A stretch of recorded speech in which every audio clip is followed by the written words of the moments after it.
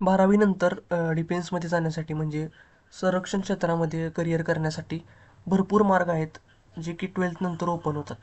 जर तुम्ही 12thमध्ये सायन्स ही field choose केली असेल, सायन्समध्ये तुमचे PCM, PCB ग्रुप असेल, तर त्या ग्रुपनुसार तुम्हाला प्रत्येक ठिकाणी अपॉर्च्युनिटी आहे डिफेन्समध्ये करिअर करण्यासाठी. तर कोणत्या ऑफिसरच्या पोस्ट आहेत किंवा कोणत्या सेलरच्या असतील किंवा सोल्जरच्या असतील, त्या आपण सर्व डिफेन्सच्या रिलेटेड पोस्ट ज्या आहेत किंवा एक्झाम आहेत त्याची माहिती आपण या व्हिडिओमध्ये घेणार आहे. पहिल्यांदा ऑफिसर एंट्रीसाठी तुम्हाला नॅशनल डिफेन्स अकॅडमी म्हणजे NDAची एक्झाम असते. ती 12वी नंतर एक्झाम असेल. पुढे जाऊन आपण सविस्तर एक एक घडामोडी ज्या आहेत त्या बघणार आहे. त्यानंतर TES म्हणजे टेक्निकल एंट्री स्कीम, जी की 10वी-12वी झालेल्या मुलांसाठी असते, ज्यांचा JEE मेन्सचा स्कोर जो आहे तो ऑल इंडिया रँक 2 लाखच्या आसपास असेल किंवा त्याच्या आत असेल, तर त्यांना डायरेक्ट SSB इंटरव्ह्यूसाठी कॉल येतो विदाऊट रिटर्न एक्झाम क्लिअर करता. तर तो एक फायदा आहे. NDA एक्झाम न देता देखील तुम्ही डायरेक्टली मुलाखतीपर्यंत जाऊ शकता या एंट्री थ्रू. ती आपण पुढे माहिती बघू. त्यानंतर एअरफोर्ससाठी तुम्हाला एअरफोर्समध्ये जायचं असेल तर एअरफोर्सची सेपरेट एक्झाम असते, ॲफकॅट एक्झाम. एक्स आणि वाय ग्रुपसाठी एक्झाम असते. तर ह्याद्वारे तुम्ही डायरेक्टली एअरफोर्समध्ये जाऊ शकता ग्राउंड ड्युटी किंवा फ्लाइंग ब्रांचसाठी. त्यानंतर नेव्हीसाठी देखील एंट्री आहे, जी की सोल्जरसाठी आहे. SSR म्हणजे सिनियर सेकंडरी रिक्रूट, जे की आपण सेलर म्हणतो त्याला नेव्हीमध्ये सेलर. आणि AA म्हणजे आर्टिफिशियल अप्रेंटिस, जी की ITI वाल्यांसाठी असते. ITI केलं असेल तर त्यांना भेटू शकते. तसेच ITI किंवा डिप्लोमावाल्यांसाठी देखील हे ओपन असतं. पुढचं आहे Indian coast guard. Indian coast गार्डमध्ये नाविक, GD याच्यासाठी असते किंवा यांत्रिक म्हणून एक पोस्ट आहे. आता यांत्रिक जी असेल ती कुणासाठी? यांत्रिक जी आहे ती ज्यांचं डिप्लोमा झालेला आहे किंवा PCM ग्रुपमधून 12वी झालेली आहे त्यांच्यासाठी ही यांत्रिकची पोस्ट असते. तर पुढे जाऊन एक एक करून आपण सविस्तर बघणार आहे. आणि आत्ता सध्या चर्चेत असलेली जी की 4 वर्ष आहे अग्निवीर योजना, अग्निपथ योजना. तर ती अग्निवीर वायू, त्याला एअरमन देखील म्हणतात एअरफोर्समध्ये. अग्निवीर नेव्हीमध्ये आहे आणि आर्मीमध्ये त्याला अग्निवीर म्हणतात. तर सविस्तर एक एक करून आपण माहिती बघूया. सुरुवात आपण अग्निवीरपासून करू. तर अग्निवीर जे आहे ते आर्मीसाठी, नेव्हीसाठी आणि एअरफोर्ससाठी सेपरेट भरती केली जाते. तर याला वायुवीर किंवा अग्निवीर, अग्निपथ ही स्कीम जी आहे याद्वारे घेतलं जातं. तर आपण पुढे जाऊन बघूया त्याची माहिती. सुरुवात आपण मेन एक्झामपासून करू, जी की ऑफिसर एंट्रीसाठी असते. जर तुम्हाला ऑफिसर म्हणून इंडियन आर्मीमध्ये जायचं असेल, ऑफिसर म्हणजे तुम्हाला लेफ्टनंटची पोस्ट डायरेक्टली भेटते. सब लेफ्टनंट असेल किंवा फ्लाइंग ऑफिसर, ही तुम्हाला जर पोस्ट ऑफिसरच्या पोस्टसाठी अप्लाय करायचं असेल तर तुमच्यासाठी एक मार्ग आहे नॅशनल डिफेन्स अकॅडमी म्हणजे NDAचा किंवा NA नॅशनल डिफेन्स अकॅडमी. ही जी एक्झाम असेल ती तुम्ही 12वी पास झाल्यानंतर, 12th पास झाल्यानंतर किंवा 12वीला असताना ॲपिअरिंग असताना देखील परीक्षा देऊ शकता. त्यासाठी फक्त वयाची अट आहे. तर तुम्ही त्या एज लिमिटमध्ये बसला तर तुम्ही परीक्षा देऊ शकता. तर एज लिमिट किती आहे? 16.5 वर्ष ते 19.5 वर्षापर्यंत ही तुम्ही परीक्षा देऊ शकता. तर 16.5 ते 19.5 वर्षाची मुलं सर्व यामध्ये इलिजिबल आहेत. फक्त लक्षात ठेवा तुमची यामध्ये सायन्स फील्ड असायला हवी, कारण का हा जो सिलेबस आहे परीक्षेचा NDAचा, तो प्रॉपर सायन्स ह्या फील्डच्या ब्रांचच्या रिलेटेड आहे. त्यातल्या त्यात ज्यांचा ग्रुप PCM असेल, फिजिक्स केमिस्ट्री मॅथ्स, त्यांना ह्याचा खूप फायदा होतो. कारण का मॅथ्सचा सेपरेट पेपर हा खूप महत्त्वाचा असतो तुमचा NDAच्या एक्झाममध्ये. तर 12वी झालेली पाहिजे, तुमचा 10+2 पॅटर्न पाहिजे कोणत्याही स्कूल कॉलेजमधून. तर त्यामध्ये तुम्हाला फिजिक्स, केमिस्ट्री आणि मॅथमॅटिक्स हे सब्जेक्ट असणे कंपल्सरी आहे.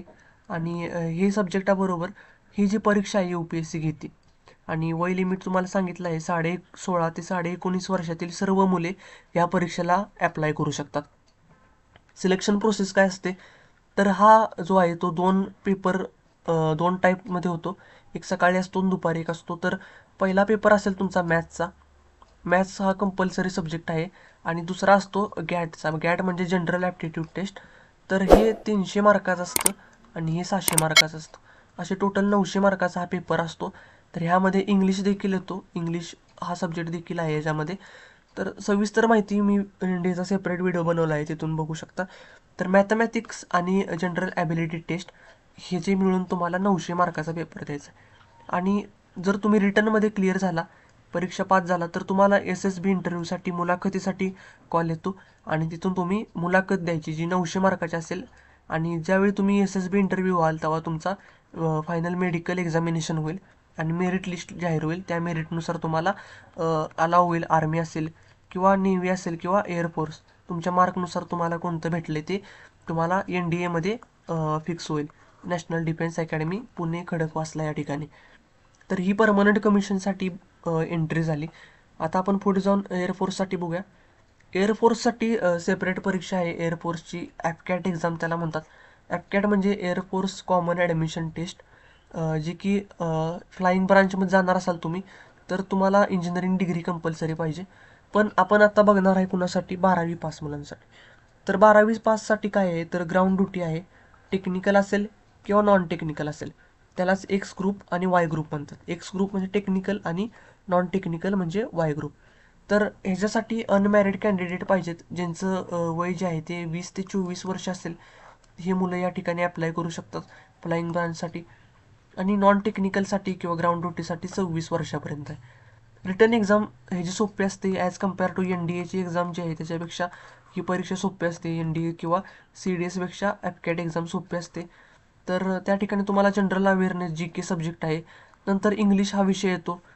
त्यानंतर न्यूमेरिकल ॲबिलिटी म्हणजे मॅथ्स आहे. त्याचबरोबर रिझनिंग ॲबिलिटी हा सब्जेक्ट येतो. परीक्षा पास झाल्यानंतर रिटर्न एक्झाम झाल्यानंतर तुमचा इंटरव्ह्यू असेल AFSB, air force selection board interview. तर हा इंटरव्ह्यू पास झाल्यानंतर मेडिकल आणि नंतर मेरिट लिस्ट लागून तुम्ही या ठिकाणी एअरफोर्स जॉईन करू शकता. वॅकेन्सी बोलायला जाल तर 350च्या आसपास दरवर्षी वॅकेन्सी येत असतात. NDAच्या पण त्या जवळपासच वॅकेन्सी असतात. तर हा एक चांगला मार्ग आहे तुम्हाला परमनंट एअरफोर्समध्ये जाण्यासाठी. जो की अनादर अजून एक मार्ग आहे त्याला वायुवीर असं म्हणतात, जो की अग्निपथ स्कीम अंतर्गत येतो. पुढे जाऊन आपण बघूया ते. आता अग्निपथ स्कीमबद्दल सांगायचं झालं तर 17.5 ते 21 वर्षापर्यंत त्याला एज लिमिट आहे. आता काही ठिकाणी एज लिमिट वाढवलेलं आहे 23 वर्षापर्यंत, जी की कोरोनामध्ये 2 वर्षाचा गॅप होता. टेक्निकल एंट्रीसाठी 23 वर्ष केलेलं आहे. तर आर्मीमध्ये बघाल तर आर्मीमध्ये 2 अग्निवीर असतात. जे पहिला असेल GD म्हणजे जनरल ड्युटी आणि दुसरा असेल अग्निवीर टेक्निकल म्हणजे टेक्निकल एंट्री, म्हणजे जो की 12वी सायन्समधून केलेला आहे. आणि GDमध्ये कोणी देखील अप्लाय करू शकतं. जे की 10वी पास पाहिजेत किंवा 12वी पास. तर GDसाठी 10वी पासचे क्रायटेरिया असेल आणि टेक्निकलला 12वी पास पाहिजे फिजिक्स केमिस्ट्री मॅथ्स सब्जेक्ट बरोबर. तर पहिल्यांदा तुमची फिजिकल फिटनेस टेस्ट होणार आहे. त्याच्यामध्ये 1.6 किलोमीटर तुम्हाला रनिंग करायची आहे 5.5 मिनिटामध्ये. त्यानंतर काही पुशअप्स असतील, पुलअप्स आहेत. ह्या गोष्टी झाल्यानंतर तुमची रिटर्न एक्झाम होईल आणि नंतर मेडिकल एक्झाम होऊन तुम्ही ॲज अग्निवीर म्हणून जॉईन करू शकता. त्याच्यानंतर सेम नेव्हीचं असेल. नेव्हीसाठी SSR किंवा आर्टिफिशियल अप्रेंटिससाठी आहे. 12वी परीक्षा तुम्ही पास झाला पाहिजे. PCM ग्रुप पाहिजे तुमचा नेव्हीला. पहिल्यांदा रिटर्न एक्झाम असेल या ठिकाणी, परत फिजिकल फिटनेस आणि नंतर मेडिकल असेल. पण आर्टिफिशियल अप्रेंटिससाठी तुम्हाला ITIची डिग्री गरजेची आहे. MRसाठी तुम्हाला 10वी असली तरी त्या ठिकाणी जाऊ शकता. अग्निवीर वायू एअरमन यासाठी तुम्ही टेक्निकल किंवा नॉन टेक्निकल पोस्टसाठी अप्लाय करू शकता. नॉन टेक्निकलसाठी 10वी असेल किंवा 12वीची लिमिट आहे. त्याच्यासाठी पहिल्यांदा लक्षात ठेवा नेव्ही आणि एअरफोर्सला पहिल्यांदा रिटर्न एक्झाम होते. त्यानंतर फिजिकल फिटनेस आणि नंतर मेडिकल एक्झाम होते.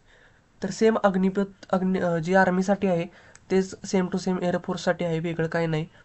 फिजिकलसाठी त्याचा आपण सेपरेट व्हिडिओ बनवला आहे, तो चॅनलवरती बघू शकतो. अग्निपथ स्कीमबद्दल सांगायचं झालं तर ही कॉन्ट्रॅक्ट बेसवरती स्कीम आहे. 4 वर्षापर्यंत तुम्ही जॉब करायचा. त्यानंतर फक्त 25% जे राहतील त्यांना या ठिकाणी परमनंट कमिशन भेटणार आहे PC. आता ते जवळपास 50% वाढवलेलं आहे. सिलेक्शन काय असेल, रिटर्न एक्झाम असेल, फिजिकल टेस्ट असेल, त्याच्यामध्ये तुम्हाला सांगितलं रनिंग असेल 1.6 किलोमीटरची, जे की 5.5 मिनिटामध्ये पूर्ण करायचे. 10 पुलअप्स असतील आणि बाकीच्या अदर फिजिकल एक्झरसाइज आहेत. आणि शेवटी मेडिकल एक्झाम असेल आणि त्या थ्रू तुम्ही जॉईन करू शकता. पुढचा असेल इंडियन कोस्ट गार्ड.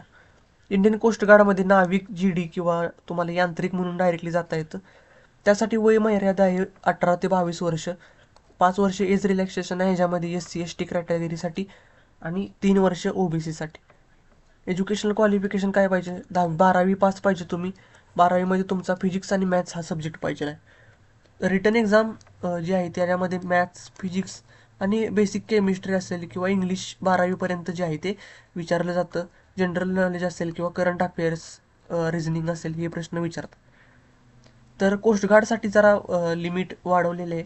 1600 मीटर पळायचं आहे तर ते 7 मिनिटामध्ये कव्हर करायचं. तसेच 20 स्क्वॉट्स असतील आणि 10 पुशअप्स हे कोस्टगार्डमध्ये आहे. आणि मेडिकल एक्झाम असेल शेवट, आणि तुम्ही INS जे आहे इंडियन नेव्हल अकॅडमी, किंवा INS शिवाजी असेल, किंवा INS चिल्का जे आहे ओडिसा या ठिकाणी, शिवाजी असेल ती पुण्या ठिकाणी, तुम्ही ती डायरेक्टली हे ट्रेनिंगसाठी अप्लाय करू शकता ह्या post through, INS coast guard through. तर हे झालं आपलं आजचा व्हिडिओ, ज्या की तुम्हाला मी 12वी नंतरच्या संधी सांगितल्या. पुढे जाऊन आपण ग्रॅज्युएशन नंतर जी एक्झाम असेल CDSची, किंवा FCATची एक्झाम असेल, किंवा NCC एंट्री असते, डायरेक्ट NCCमधून तुम्ही SSB पर्यंत जाऊ शकता. त्याचबरोबर टेक एंट्री असते. तर तुम्हाला डिफेन्ससाठी जाण्यासाठी मी तुम्हाला पुढच्या व्हिडिओमध्ये ह्या सर्व एंट्रीबद्दल माहिती देईन. तोपर्यंत चॅनलला कनेक्ट राहा, व्हिडिओला लाईक करा आणि चॅनलला